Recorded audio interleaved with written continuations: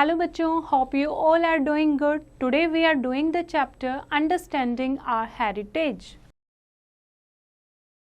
Heritage यानी हमारी जो संस्कृति है भारत देश की, उसको हम जानने में इस चैप्टर में पढ़ेंगे कि क्या हमारी हेरिटेज है. Fine. Meaning of heritage. The word heritage means anything that has come down to us from the people who lived before us. Heritage क्या होता है? हेरिटेज का मतलब होता है कोई भी ऐसी चीज़ें जो हमसे पहले जो लोग रहते थे उनसे हमें मिली है, यानी विरासत में जो हमें चीज़ें मिली हैं. This includes culture, monuments and knowledge. और हेरिटेज में क्या आता है? कल्चर, मॉन्यूमेंट्स एंड नॉलेज, यानी पहले के लोगों ने जो सर्च किया, जो नॉलेज हमें मिली, मॉन्यूमेंट जो इमारतें बनी हुई थी, और कल्चर क्या था, पहनावा, खाना पीना कैसा था लोगों का, तो ये क्या है, ये हेरिटेज में काउंट होते हैं. Now languages. लैंग्वेजेस यानी भाषाएं. Languages help us to express our thoughts. Language हमारी हेल्प करते हैं हमारे विचारों को एक्सप्रेस करने में, दूसरों को समझाने में. Our country has 22 major languages. हमारे देश में 22 बड़ी भाषाएं, मेजर लैंग्वेजेस बोले जाती हैं. These languages have been recognised by the constitution. और ये जो 22 भाषाएं हैं, 22 लैंग्वेज हैं, इनको संविधान ने भी अपनाया हुआ है. Hindi is our official language. Hindi जो है ये हमारी ऑफिशियल लैंग्वेज है. दीज लैंग्वेजेस आर, और जो ये 22 लैंग्वेजेस हैं ये कौन कौन सी हैं? आसमीज, बंगाली, बोडो, डोगरी, गुजराती, हिंदी, कन्नड़, कश्मीरी, कोंकणी, मैथिली, मलयालम, मणिपुरी, मराठी, नेपाली, उड़िया, पंजाबी, संस्कृत, संथल, सिंधी, तमिल, तेलुगु एंड उर्दू. ये 22 भाषाएं हैं जिनको हमारे कॉन्स्टिट्यूशन ने भी इंडिया में अपनाया हुआ है, और इनमें से हिंदी जो है वो हमारी ऑफिशियल लैंग्वेज है. Sanskrit and Tamil are the oldest languages of India. Sanskrit और तमिल जो भाषा है वो इंडिया की सबसे पुरानी भाषाएं हैं. In 2014 Oriya was included in the list of classical languages of India. और 2014 में जो उड़िया भाषा है उसको भी क्लासिकल लैंग्वेजेस में शामिल किया गया. Now dresses. ड्रेसेस यानी कि वेशभूषा.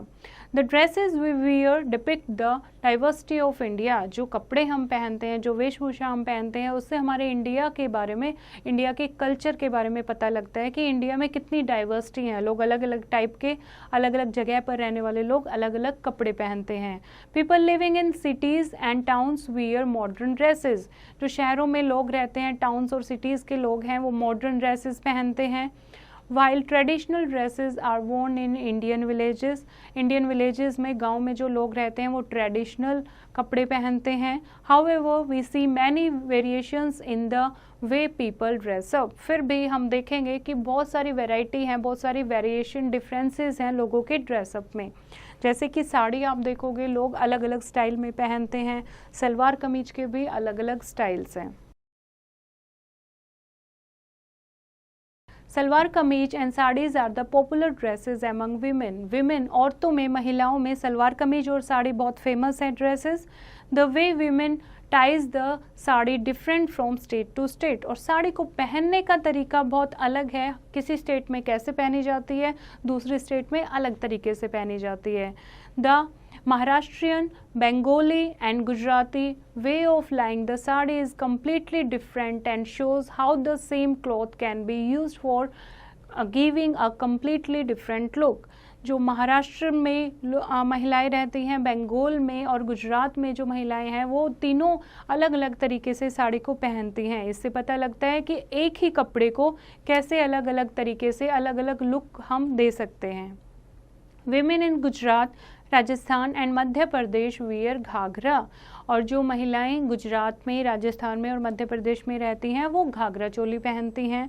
To dresses, the dresses worn by Indian man also differ from region to region. जो मैन जो पहनते हैं, जो आदमी हैं, पुरुष हैं, वो भी अलग अलग तरीके की ड्रेसेस पहनते हैं.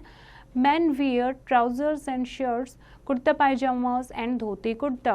पैंट शर्ट पहनते हैं वो, धोती कुर्ता पहनते हैं, कुर्ता पायजामा पहनते हैं. Okay. Now lungi is a popular dress specially in south India. Lungi, south India के जो लोग हैं वो क्या पहनते हैं? लुंगी पहनते हैं। लुंगी क्या होता है? एक कपड़ा होता है, उसको वो लोग ट्राउजर की तरह पहन लेते हैं। Fine. In Kashmir man wear salwar kameez and फिरन। और कश्मीर में जो रहने वाले पुरुष हैं, मैन हैं, वो क्या पहनते हैं? सलवार कमीज पहनते हैं और फिरन, ऊपर एक टोपी पहनते हैं जिसको फिरन कहते हैं। Now the apex. एपिक्स यानी कि हमारे इंडिया में कौन कौन से ग्रंथ फेमस हैं? An epic is a long poem that tells the story of heroes और गॉड्स। एपिक एक लॉन्ग पोएम होती है, एक लंबी कविता होती है जो हमें नायक के बारे में, भगवान के बारे में और जो हीरोज थे पहले उनके बारे में बताती है। India has two ancient epics that is Ramayana and the Mahabharata. India के पास, हमारे भारत देश के दो एपिक हैं, दो महान ग्रंथ हैं जो बहुत पुराने भी हैं। उनमें से एक है रामायण और दूसरी है Mahabharata. The Ramayana was written by Valmiki. Ramayana जो है वो वाल्मीकि ने लिखी है। It consist of nearly 24,000 verses. इसमें 24,000 दोहे लिखे हुए हैं। It describes the duties of relationship showing ideal characters like father, servant, brother, wife and the king। और इनमें उन्होंने डिस्क्राइब किया है कि रिश्ते कैसे निभाते हैं। जैसे भगवान श्री राम की कहानी उन्होंने इसमें बताई हुई है कि जब भाई की क्या ड्यूटी होती है, एज ए फादर क्या ड्यूटी होती है, एक वाइफ को, एक राजा को क्या करना चाहिए। ओके तो the Ramayana tells the story of Ram the prince of Kaushalya kingdom.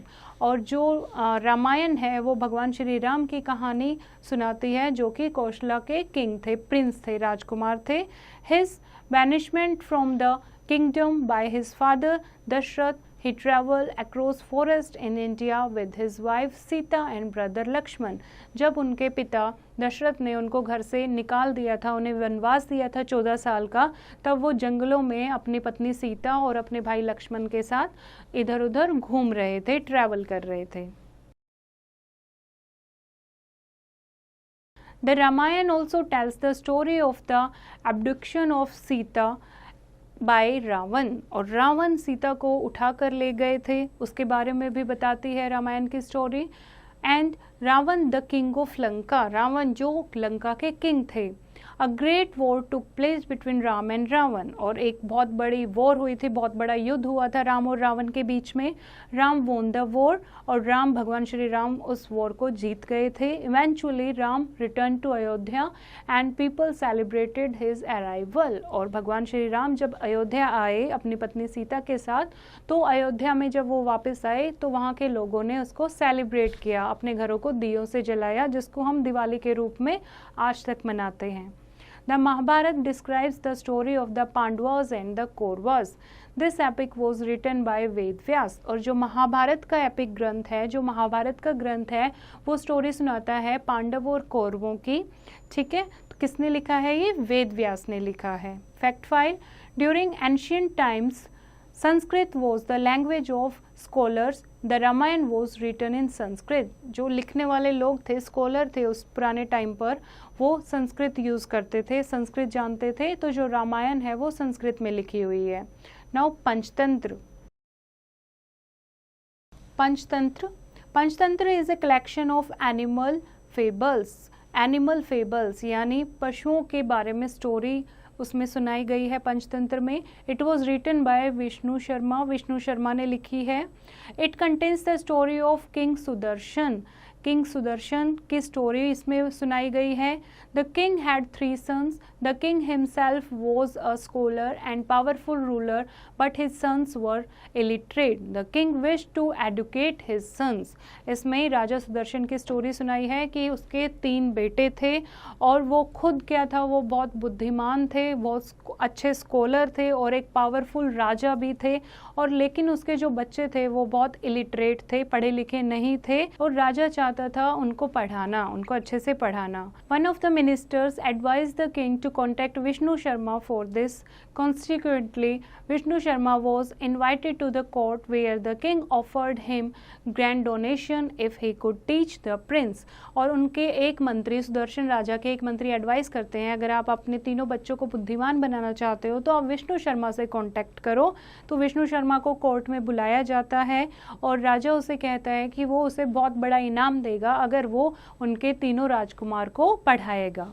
Vishnu Sharma said he did not sell knowledge for money but accepted the task for making the prince wise। Vishnu Sharma कहते हैं कि मैं पढ़ाई के बदले यानी नॉलेज देने के बदले, ज्ञान देने के बदले पैसे नहीं लूँगा, लेकिन हाँ मैं आपके प्रिंस को, आपके राजकुमारों को पढ़ाऊँगा, उन्हें बुद्धिमान बनाऊँगा।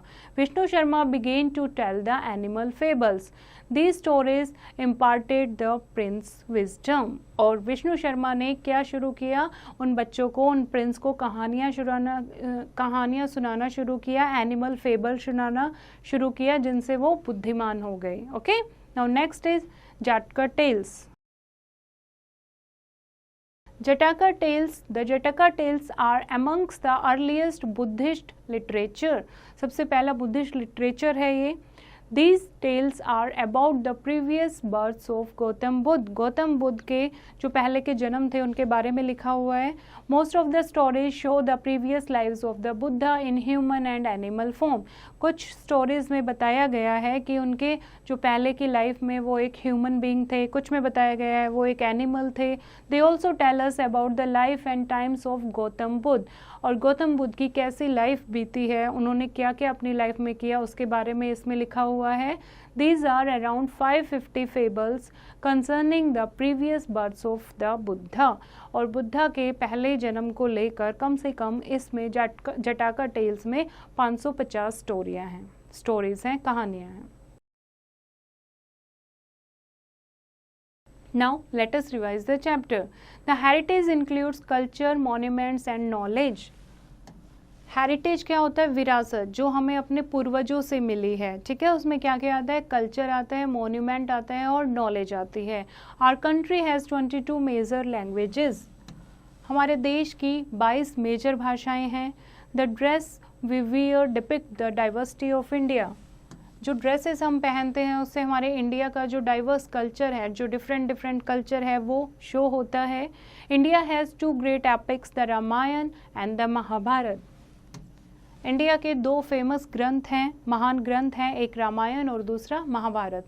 Panchatantra is the collection of animal fables. Panchatantra जो है एक एनिमल फेबल्स है, यानी उसमें एनिमल्स की स्टोरीज हैं। The Jataka tales narrate the previous birth of Gautam Buddha. Jataka tales है, उसमें क्या है? गौतम बुद्धा की प्रीवियस बर्थ के बारे में बताया गया है, उनके प्रीवियस जन्म के बारे में बताया गया है। हो बच्चों, आपको ये चैप्टर समझ आया होगा और इसकी एक्सरसाइज की प्रैक्टिस आप खुद करेंगे।